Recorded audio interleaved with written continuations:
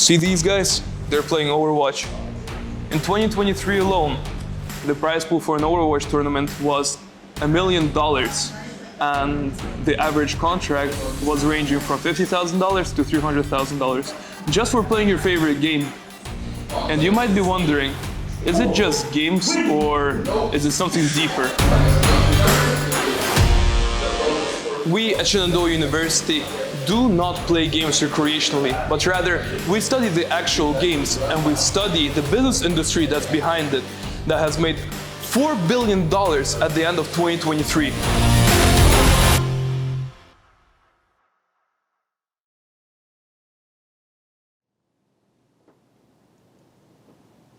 So anybody that's been around the industry for a bit, we all have like just a collection of these from events that we've been to. Nice. But we do it because the feeling that we get, the gratification, the passion from, you seeing this crazy play up on the main stage and the roar of the crowd, and like I'm like giving myself goosebumps, man. It's amazing. How did you get into esports? From what age? What was your first video game, and how did it carry on with your life? So it's interesting because I come from a different era than you. So it starts with my very first Nintendo Game Boy back when I was 5. I got it for my 5th birthday. And yes. What year was that? That was 1994. 1994. Yes. I wasn't even alive at that time. Right. So, got my first Game Boy. My love for gaming kind of blossomed from there. And how's life? Great. Life is great. The Overwatch team is rolling so far, so I'm very excited. So we started a clan with our family, and so we would play almost every day together as a family. So that really started getting me kind of competitive and into improving at a game, because you want to be the best in your family, so we all had a little bit of a rivalry going. So I have kind of an odd path into esports. So when I first started at Shenandoah, I wanted to be I wanted to go to physical therapy school, and then my first semester here was also almost like, I believe it's the second semester of the esports program. So it was, the whole time I was here, I've always been a huge gamer. I got to see the growth of this program, got to see it continue growing. So after 2 years in my exercise science program, I realized that I liked it. I enjoyed the classes, but I didn't love it.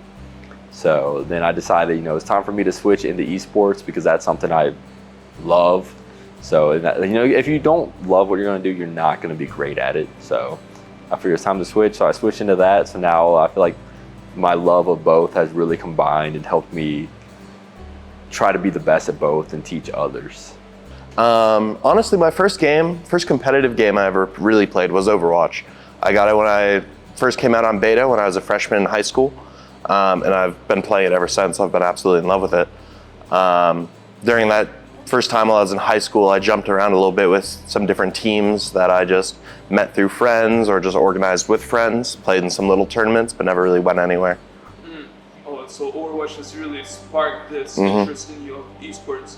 So what do you find so appealing in Overwatch that you want to spend thousands of hours playing that game? For me, it's the teamwork. It's being part of a team and working together to achieve a goal. Like, it feels incredible, even with completely random people. When you're all on the mics, all calming together, and you can be performing at your best, but even at your best, if your team isn't playing with you, there's nothing you can do. So it's on you to make sure that you're encouraging everyone on your team to play well and really bringing it all together. And that's why I fell in love with it. Well, I come from a soccer background, so I really like games that kind of go on for a long period of time with no interrupted flow breaks. So the game gets you push in and push out at the same time. Sort of different to CSGO where there's a lot of stopping. It's more like football in that sense. So I'm a big fan of the flow, and especially teamwork where everyone has a role and you have to work together all the time. And if one person doesn't do their job, everything kind of falls apart. So I'm a big fan of all of those aspects in the same game. I could be biased, but Rocket League is definitely my favorite esport. I think it's the best esport because it is the most simple. Everyone understands the concept of, get the ball in the net. and you just use cars to do it. So that's why it's one of my favorites, but it also has an unlimited skill ceiling. So every year, like I would say any pro team this year could pretty much destroy any pro team last year. Like the progress and like the skill at which the game evolves is just so fast. So I think it's really truly hardly like impossible to master the game.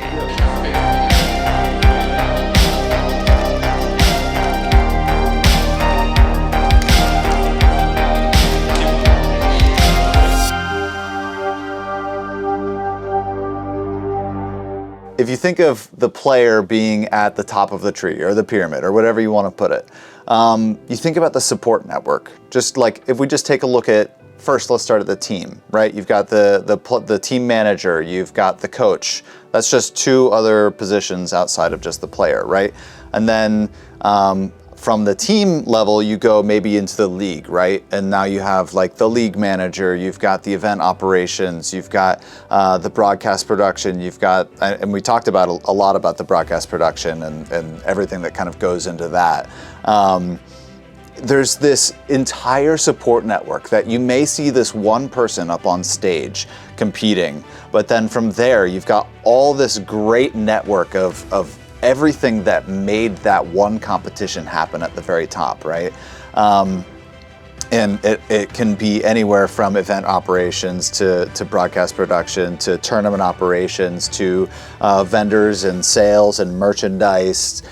If you look at, you know, an MLG, HCS, CDL, any of these major operations, even Blast that you mentioned earlier, just the next time you go to one of those events, just stop in the middle of the floor and just look at every single thing that's going on around you and know that there was a sound engineer, there's, you know, video cameras and camera operators, there's lighting technicians, just in the physical space, right? But then you go into all the different moving pieces of the rest of the event, and all of a sudden, there's this thriving ecosystem that one player is, yes, the point of focus for the majority of the event, but it's all these other things that really make esports what it kind of, that feeling that we get. And that's what we try and prepare people for in the industry, is the fact that there's this entire ecosystem around just the competition, and there's plenty of work to be done. So right now we're in the broadcast room of Shenandoah University, and here the students actually apply their technical skills in softwares and in the actual game in order to create live streams which you can watch.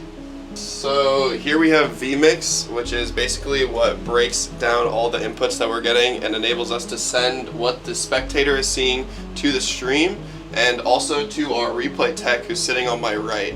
So the person on the right is able to get in-game replays as they're happening. That way when there's any breaks in the action, we can kind of recap what just went on and show them from a different perspective or slow it down so our casters can re-explain what they just saw to kind of help for the average viewer to follow each game when they're most pretty fast-paced. The next thing to show is probably in here, which is where our casters actually sit that we were talking about. So right here we have our green screen, and where the casters sit, we have both of their headphones and all the lighting equipment to make sure it looks good. This is the camera that records the casters. And over here we have a TV that shows the gameplay, so they can use that to cast off of. And we have another TV up in the corner, so we can show the casters kind of what the stream director is seeing, so they also have a view into what will happen next. So on this it will be kind of broken down into the vMix, so they can see what the stream is seeing right now and what the stream will see next, so they can transition it smoothly for the viewers. In the headset, they will be able to hear the director talking to them when they press a button, so they can also tell them to shout out certain sponsors, adjust to something that's coming their way, or stall for a minute if some technical issues happen. So that is where the communication kind of comes through. How many people work on average during and use gas in these rooms? Generally, there will be two different spectators, so we can swap between their 2 points of view. There will be a director, there's going to be a replay tech, and then there's going to be 2 casters, so around 6 people each time. Like I was talking about earlier with the director, they would sit right here controlling vMix and with the microphone, and this is the soundboard, and that kind of controls how all the sound flows in and out between if we're going to hear the replay, if we're going to hear the game, if the director wants the casters to be able to hear him. It's all controlled through this soundboard. And then we have another soundboard over here. This one controls the actual sound for the general arena. So this isn't stream related, this is just sound to the actual arena for when we want to have live events or for our spectators that are here during our online events who enjoy the online events from the arena. I mean, that's already immortality out. Ender's going for the boot. Might not find anything, but the Blizzard on down. Oh, this is not good for Shenandoah. They caught them straight on the backline. They're so focused on getting the boot of their own. They're going to lose out on Enders, but Ben's Blizzard, can that be enough to turn the fight? The fight is still even. Dragonblade X spinning straight towards the back. Oh, you love to see it, Shenandoah. Oh, the slave comes through. Aramori is down. Valiant Guardians, they're losing player after player as Washington Timeless. They're just keeping the part moving closer and closer to that line of victory. They want that reverse sweep. They want the Vengeance Run Dirty Bird, and they're gonna get it. Reverse sweeping the undefeated. Talk about an element of surprise. Nobody checked the radar today because there's a Blizzard up there, Ripped Guardians. NYXL Academy completely caught them by surprise. Thought they had the high ground locked down, but Fun is gonna go ahead single-handedly. So, more about your profession. What was your first cast like? What did you do? Oh boy. My first cast was from my PlayStation. I did not have a PC at the time. It was with my $20 headset, no camera. I was producing the stream, I was observing the stream, and I was talking over it by myself. That was my very first experience casting, which, as that sounds absolutely ridiculous, I was about to turn 16, so at that time, I didn't really know much about the esports industry. It was literally from one of the leagues I was competing in. They're like, we need a caster. Does anybody want to do this for fun? I'm like, great, that sounds cool. And from there, it was just kind of a growing experience. And your main goal is to become that tier 1 caster. Yeah. So this is like what you're living for, and you're getting all this experience. So how does it feel to truly to finally get the experience that you need in real life? Because from my experience and from just any gamer, we do a lot of YouTubing. We study from the screen, but when you start to interact with an actual professor in that field, do you feel that it brings like more of what? I think that having this more in-person aspect makes it all seem more real. For the first year and a half that I did commentary, it was from my room in my house during the COVID pandemic where I didn't see anybody. Whereas coming here, I'm like, okay, like this is a real thing. There's a bunch of other people that are coming here to study under the exact same reasons. And I think that effect of it has just brought so much more to light, and even doing some other LAN events in the collegiate scene have been just great experiences overall to understand the overall passion that people have, get that level of interaction, build up a network, and understand where everybody comes from in the world of esports.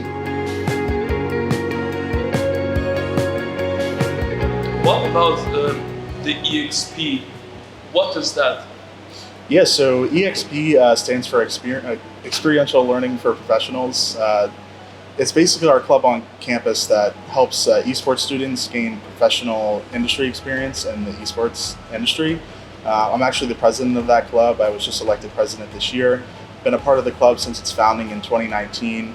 And basically what we do is get opportunities for our members to gain experience through professional organizations outside of our university. So I think our most recent big event that we went to was Blast TV's event in Washington, D.C. It was part of their fall premiere. And it was a fantastic event out in Washington, D.C. It was actually their first event in North America for a long time. We actually were able to send 4 students out from EXP to work with a few different team members with their team, and it was a great experience. What were you doing at those events? For example, I was in production. What was your duty and what are the duties of other students that were with you? Yeah, so my role was in operations, so I actually got there 4 or 5 days before everyone else. There's a lot of logistics and planning that needs to go into running a full stage event like that. You have hundreds of people working just to set up the stage, you know, dozens of people just working on broadcast. You know, it takes a lot of equipment to get in, to unload, to load back in, get everything cooked up, and have everything ready to go for the day. So I was kind of the oils on the gear for that event. So moving a lot of things around and helping coordinate, you know, staff and things like that. Do you think, connection, that new jobs, new professions within the industry emerge like almost every month, every half year? Do you think so? Absolutely, yeah. I like to say esports is the Wild West. Literally anything can be done. If you have an idea and you can sell it, people will give you money to do it. People will be interested in what you're doing. If you show enthusiasm in what you want to do, people will get excited about what you're doing, whether they believe in it or not. So I think there's so much opportunity out there, and people just are so excited about esports. It's hard to, you know, talk to someone and not get them excited about it, because people are just so interested in what's going on and how the industry is evolving every month. You're providing that opportunity right now for the people that didn't have that opportunity years ago. So like you're just resolving a problem that would have stayed if not people like you. So you're like really an avant-garde. Is that a word in English, like avant-garde? Vanguard. Vanguard, yeah. Like you're the vanguard. You're the first man like to like step on this field and actually teach people how to do all these esport related things. That's like admirable. That's people like me, all the way from Russia. How many other people are like in South Korea or in China or in other countries which want to do esports, but maybe because of their parents' vision or because of school, that talent, that passion gets like pushed down inside them and not let out into the public. That's how I felt for a long time. I couldn't just speak openly about video games. So yes, you're really a vanguard, and thank you for doing what you do, because for me, like, it's a life changer. You're changing my life right now.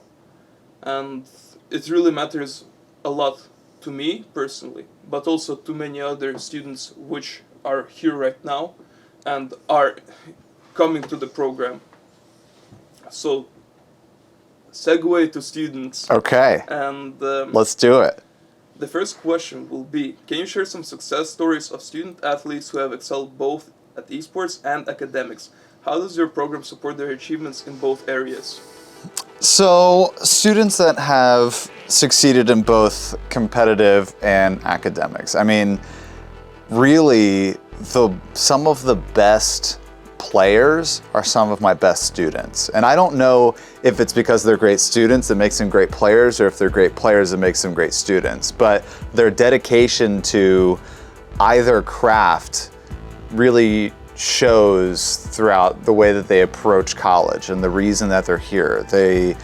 They're awake and ready and eager to learn and engage with their environment. And so like this, in the same way that traditional sports, you have coaches that are eager to encourage their student athletes to continue going to class and doing well in school, because at the end of the day, sports may or may not end up being their career.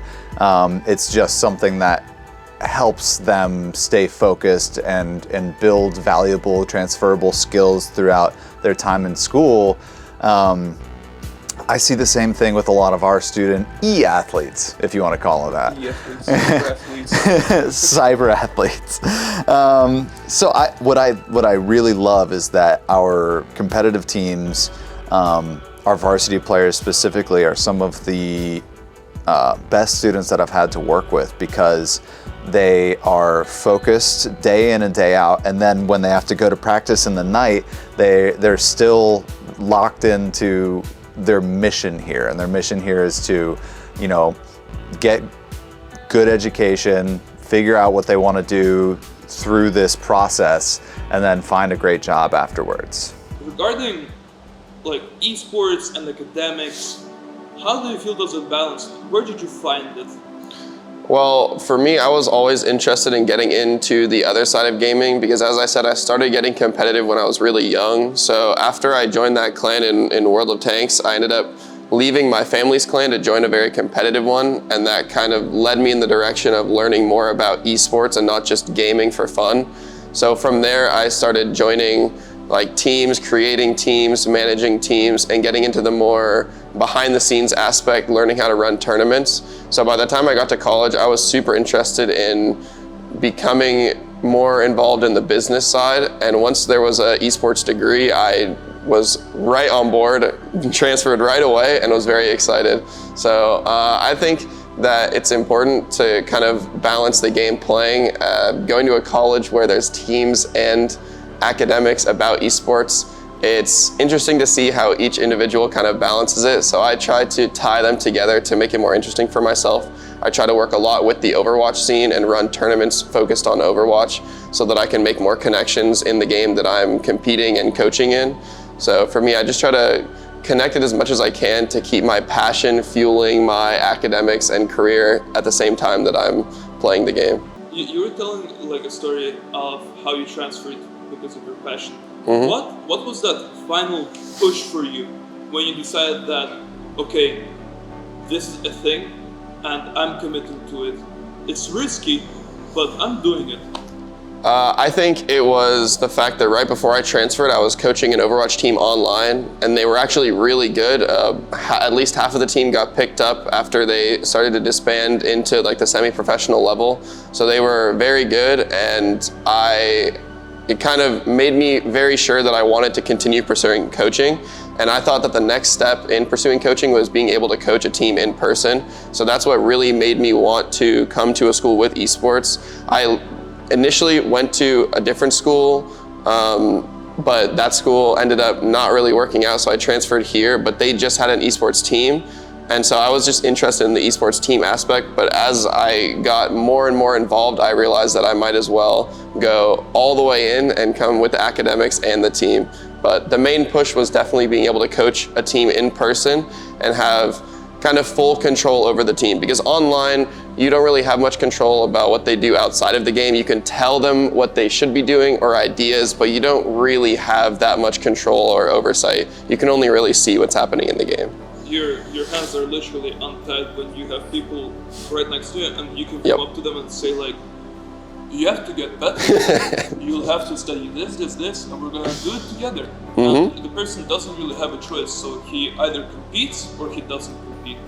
And you manage to have a team that are consistent and that are performing really good. Yeah. And so that's already a really great achievement and a great start for a real life coaching. Mm-hmm. So if somebody is, for example, in the Overwatch League, they're like, hey, listen, Ethan, Houston Outlaws, they need a coach. Maybe he can pick up this guy. So you're there. Yeah, I'm very excited, especially with the Overwatch League reforming. I think there's a lot of opportunities to get into the Tier 1 scene right now. So I'm hoping that I can take the success here and kind of get more opportunities in the professional Overwatch scene. The great thing about esports is it's, just like any other industry. If you're great at marketing, if you're great at sales, if you're great at, video production, esports isn't going anywhere. And all the same skills transfer over into that industry. So like if you decided that one day you wanted to go and do, film production in New York City, like myself, you can do that, but then also there's also esports waiting for you if you want it, if you're passionate about it, if you love it, if it gives you that same goosebump feeling that you and I just shared a little bit ago, then maybe it's for you. If we're talking about those key moments that kind of really burn in our souls, then maybe it's for you. Like, it's not just like any hard job. It's not going to be an easy road. It's not going to be something that, everybody's going to want to do day after day. But if you love it, if esports and gaming is for you and you want to see an industry thrive and you love the roar of the crowd and you love all the different little pieces that go into what esports is, then I think maybe you want to be a part of it, right?